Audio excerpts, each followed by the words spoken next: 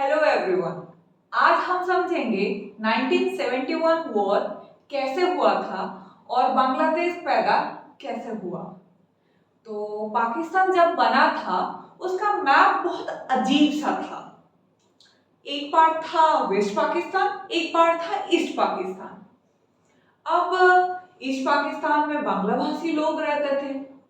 1948 में मोहम्मद अली जिन्ना मरने से पहले वेस्ट पाकिस्तान में जो उर्दू चल रहा था उसको राष्ट्रभाषा बना के चले गए। उनको ये नहीं पता था कि धर्म से बड़ा भाषा होता है। उनको लग रहा था एक धर्म को फॉलो करने वाले इंसान एक ही देश में रहना चाहिए, पर भाषा सबसे बढ़कर होता है। अब उर्दू तो राष्ट्रभाषा बन गया, पर उर्दू उस एरिया का भाषा ही नहीं था जिस एरिया में पाकिस्तान बना था। उर्दू हिंदी का ग्रामर निकाल लो और फारसी भाषा का कुछ कुछ शब्द को यूज करके वो उर्दू बन जाता है। उर्दू जनरली दिल्ली और मेरठ वाले एरिया में और हैदराबाद के आसपास एरिया में डेवलप हुआ था, और ये लोग वेस्ट पाकिस्तान में राष्ट्रभाषा बना दिए उर्दू को। ये होने के बाद 1948 से ही शेख मुजीब और भी बहुत सारे लोग ईस्ट पाकिस्तान के इसके खिलाफ आंदोलन शुरू कर चुके थे, अपोज कर रहे थे, और ये टाइम के साथ साथ बढ़ता गया।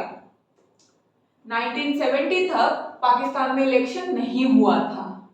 1954 और 62 में इलेक्शन तो हुआ था, पर वो इनडायरेक्ट था और लिमिटेड था।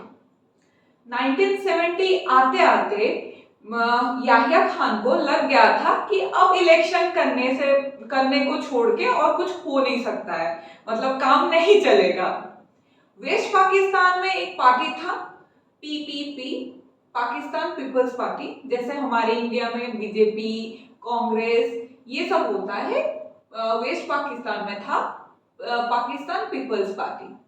उनके नेता थे जुल्फिकार अली भुट्टो। वो बहुत पढ़े लिखे थे।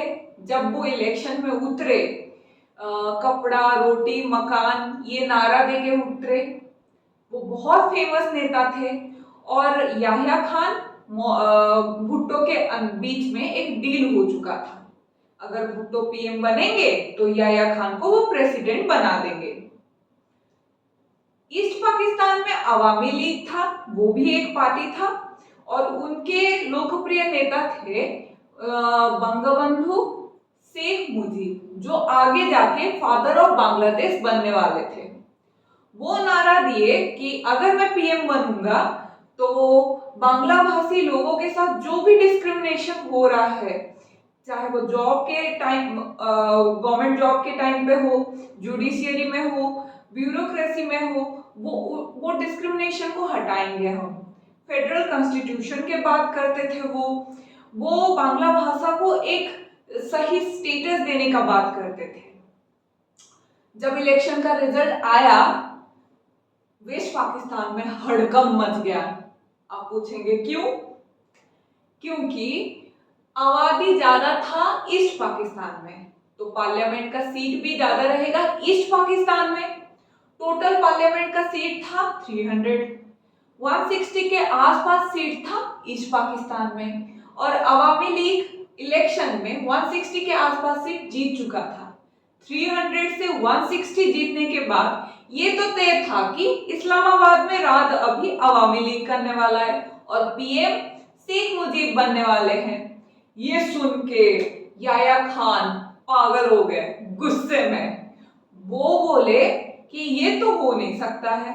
वो बहुत नफरत करते थे बांग्ला भाषा से, वो नफरत करते थे बांग्ला भाषी लोगों से। उनको चिढ़ मचता था ये जान के कि 1 करोड़ के आसपास हिंदू तब तक ईस्ट पाकिस्तान में थे। उनको लग रहा था कि अभी तक ईस्ट पाकिस्तान हिंदुओं के इन्फ्लुएंस में है। तो वो पावर तो उनके पास था ही। बहुत समझाए शेख मुजीब को। शेख मुजीब एक ही रट लगा के बैठे थे कि जब तक बांग्ला भाषी लोगों के साथ डिस्क्रिमिनेशन रोका नहीं जाएगा तब तक हम कोई डील नहीं करेंगे।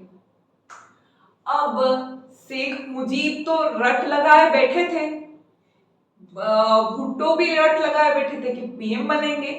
याया खान बोले कि ठीक है, अगर शेख मुजीब मान नहीं रहा है तो हम नेशनल असेंबली का नेशनल असेंबली बुलाएंगे ही नहीं, और लास्ट में भुट्टो को पीएम डिक्लेयर कर दिए। ये जानने के बाद शेख मुजीब गुस्से में नॉन कोऑपरेशन मूवमेंट स्टार्ट कर दिए मार्च के फर्स्ट वीक में, मार्च 1971 के फर्स्ट वीक में। ये जान के कि आंदोलन शुरू हो चुका है, याया खान रजाकार संगठनों को, आंदोलनकारी को मारने के लिए परमिशन दे दिए। अब आप पूछेंगे रजाकार संगठन कौन सब है, मतलब किसको बोलते हैं? हैदराबाद जब बना था उस टाइम पे भी रजाकार संगठनों का इन्वॉल्वमेंट हमको दिखा था, मतलब इन्वॉल्व थे। रजाकार संगठन वो लोग हैं जो मुस्लिम संप्रदाय में थोड़े से कट्टर है, और वो अपने संप्रदाय, अपने रियासत को बचाने के लिए वायलेंस के भरोसे में आते हैं, वायलेंट एक्टिविटी में शामिल होते हैं, उनको हम रजाकार संगठन बोलते हैं। वो लोग चुन चुन के हिंदू लड़कियों के साथ रेप किए, हिंदुओं को मारा गया, बंगाली हिंदुओं को मारा गया। मार्च 25, 1971 में ऑपरेशन सर्च लाइट शुरू हुआ। ऑपरेशन सर्च लाइट में चुन चुन के नेताओं को मारा गया, बंगाली मुसलमानों को भी मारा गया, हिंदुओं को भी मारा गया, और बहुत रेप हुआ। वो बेचारे क्या करते, वो लोग भाग के आए इंडिया के अंदर, स्पेशली उड़ीसा, वेस्ट बंगाल, असम, ये तीनों राज्य में भर गए। 1 करोड़ के आसपास रेफ्यूजी 1971 मार्च से दिसंबर तक इंडिया में आ चुके थे। तब तक शायद हमारे इंडिया का पॉपुलेशन 55 करोड़ के आसपास था, और 1 करोड़ के आसपास रेफ्यूजी आ चुके थे। अब इंदिरा गांधी हिचकिचा रहे थे युद्ध करने में, क्योंकि 2-3 ऐसा चीज था कि इंदिरा गांधी नहीं चाहते थे वो हमारे अगेंस्ट में आ जाए। एक तो हमारा इकोनॉमी उतना अच्छा नहीं था, उनको लग रहा था क्या पता हमारा इकोनॉमी इतना बड़ा वॉर सह पाए नहीं पाए। दूसरा रीजन था मानेकशॉ। मानेकशॉ को जब इंदिरा गांधी पूछे थे कि क्या किया जाए, कब युद्ध किया जाए, तो मानेकशॉ बोले थे मानसून में हम युद्ध कर नहीं सकते, क्योंकि बांग्लादेश जिस एरिया में है वो दलदली हो जाता है, उस टाइम पे सेना मूव नहीं कर पाएगा इजीली। सबसे बेस्ट टाइम होता है विंटर का टाइम युद्ध करने के लिए। विंटर में चाइना भी चाह के कुछ हेल्प कर नहीं पाएगा, और बर्फ के कारण पाकिस्तान भी कश्मीर के एरिया में युद्ध नहीं करेगा, वेस्ट पाकिस्तान कश्मीर के एरिया में युद्ध नहीं करेगा। ज्यादा से ज्यादा युद्ध होगा राजस्थान के एरिया में और कच्छ वाले एरिया में, 1965 में जहां पे युद्ध हुआ था। तो ज्यादा से ज्यादा हम फोकस कर पाएंगे ईस्ट के तरफ। अब ये तो एक रीजन था। दूसरा रीजन था कि पाकिस्तान यूएसएसआर के अगेंस्ट में चला गया था। यूएसएसआर के अगेंस्ट में नहीं गया था, ये बोल सकते हैं कि यूएसए और चाइना के साथ जो बातचीत हो रहा था इन दोनों का, वो मीडिएट कर रहा था पाकिस्तान। तो यूएसए और चाइना दोनों झुके हुए थे पाकिस्तान की तरफ। अब अगर पाकिस्तान के साथ युद्ध हो रहा है, यूएसए या चाइना हमारे ऊपर अटैक कर देंगे, तो वो क्या हम संभाल पाएंगे? ये चीज को लेके थोड़ा सा इंदिरा गांधी परेशान थे। अगस्त 1971 में यूएसएसआर और इंडिया के बीच में मैत्री संधि हुआ। अब आप पूछेंगे हम ही अप्रोच किए होंगे, ऑब्वियसली, क्योंकि हम तो कमजोर थे, यूएसएसआर तो बहुत बड़ा पावर था। नहीं, आप गलत है, हम अप्रोच नहीं किए थे। यूएसएसआर अप्रोच किया था इंडिया को मैत्री संधि के लिए, क्योंकि उसको डर था अगर पाकिस्तान, यूएसए और चाइना एक फ्रंट में आ जाएंगे तो पूरा एशिया को संभालना, बैलेंस करना यूएसएसआर के लिए बहुत मुश्किल हो जाएगा। तो वो चाहता था इंडिया को अपने टीम में शामिल करना और जो पैदा होने वाला है बांग्लादेश को अपने टीम में शामिल करना। तो इसीलिए वो इंडिया को अप्रोच किया, मैत्री संधि किया। और मैत्री संधि में ये था कि अगर एक देश पे अटैक होता है, वो वॉर होता है, तो दूसरा देश उससे बातचीत करेगा और मिलके सॉल्यूशन निकालेंगे। मैत्री संधि के बाद इंडिया मजबूत पोजीशन में आ चुका था कि वो युद्ध कर सके। अब ये तो फाइनल था कि विंटर में युद्ध होगा और अंदर ही अंदर ये भी तय था कि दिसंबर 4 तक ही युद्ध होने वाला है। पाकिस्तान को भी पता चल गया था कि विंटर में कुछ ना कुछ होगा, वॉर होगा। याह्या खान पहले गलती किए। इंदिरा गांधी को डर था कि इंडिया अटैक करेगा, ये चीज हिस्ट्री में ना लिखा जाए कि इंडिया पहले अटैक किया, क्योंकि उस टाइम पर सिचुएशन ही ग्रेव था।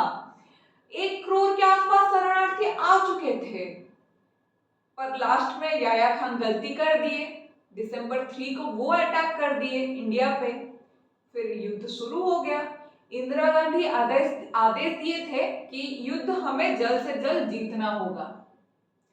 दिसंबर 13 तक हम ढाका के आसपास एरिया को घेर चुके थे और दिसंबर 16 को मुबारक हो, बांग्लादेश हुआ है।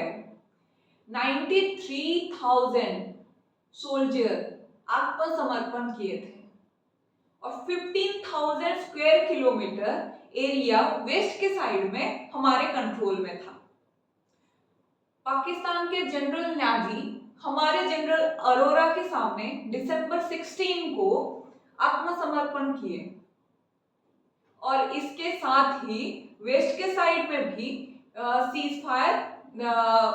फायर हो गया और 10-15 दिन के अंदर शेख मुजीब को जेल से छोड़ा गया और शेख मुजीब दिल्ली होते हुए इंदिरा गांधी से मिलते हुए बांग्लादेश गए। बांग्लादेश पहुंचने के बाद बांग्लादेश को डेमोक्रेटिक वे में शासन करने का वो कोशिश किए। अब वो आगे का स्टोरी तो और एक वीडियो में जानेंगे कि फिर क्या हुआ बांग्लादेश के साथ। पैदा तो हो गया, फिर क्या हुआ। 1972 में शिमला समझौता हुआ, शिमला एग्रीमेंट। भुट्टो इंदिरा गांधी के साथ एक मीटिंग में बोले कि मैडम ऐसा कुछ करिए कि मैं वहां जाके अपना मुंह दिखा सकूं। और जब एग्रीमेंट हो गया उसके कुछ टाइम बाद वो पाकिस्तान में पार्लियामेंट में बोल रहे थे, देखो इंडिया के पास तो सब कुछ था, फिर भी हमारा वो कुछ उखाड़ नहीं पाया, क्योंकि एग्रीमेंट में हम 15,000 स्क्वायर किलोमीटर एरिया भी दे दिए, 93,000 सोल्जर भी दे दिए। बस ये एग्रीमेंट में हुआ कि इंडिया और पाकिस्तान एलओसी को जो 1948 वॉर के बाद जो एलओसी बना था उसको मान्यता प्रदान करेंगे, रेस्पेक्ट करेंगे। अगर कोई भी इशू होगा, कश्मीर इशू के साथ साथ कोई भी इशू होगा, वो बातचीत से सलूशन निकालने की कोशिश करेंगे, दूसरे देशों को इन्वॉल्व नहीं करेंगे। वो बांग्लादेश को पाकिस्तान एक स्टेट का दर्जा दिया और इतना ही एग्रीमेंट हुआ। शायद हम कुछ और अचीव कर सकते थे उस एग्रीमेंट से। ये डर था पीएन हक्सर को कि अगर हम ज्यादा कुछ निकालने की कोशिश करते पाकिस्तान से तो ये ना हो कि मिलिटेंट ग्रुप पाकिस्तान के सरकार को ही उठा के फेंक दे और मिलिटेंसी बढ़ जाए पाकिस्तान में और ज्यादा अटैक हो इंडिया के ऊपर। ये सोच के हम लोग एग्रीमेंट को वैसे ही रहने दिए जैसे पाकिस्तान चाहता था। वैसे ही पाकिस्तान का 2 टुकड़ा हो चुका था, पर वैसा कोई पॉजिटिव रिजल्ट मिला नहीं। पॉजिटिव रिजल्ट मिलने के ख्वाहिश में हम लोग ये किए, पर पाकिस्तान ही है, हमारे ऊपर अटैक भी हुआ और मिलिटेंसी बढ़ा भी। तो ऐसे ही अच्छे स्टोरी सुनने के लिए आप मेरे चैनल को फॉलो कर सकते हैं। Please do like, share and subscribe. नमस्कार।